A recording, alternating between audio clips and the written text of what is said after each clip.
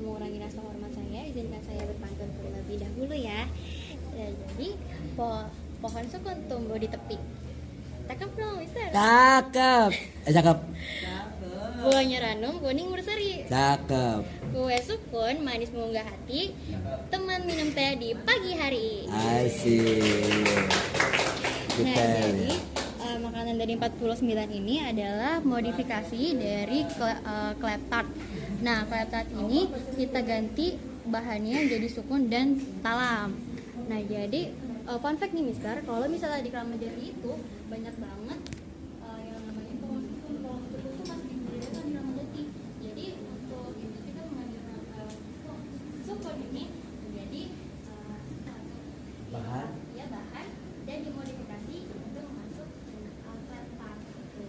Okay, thank you very much. I like sukun. Yes. I like doma, I like sukun, I like kasra.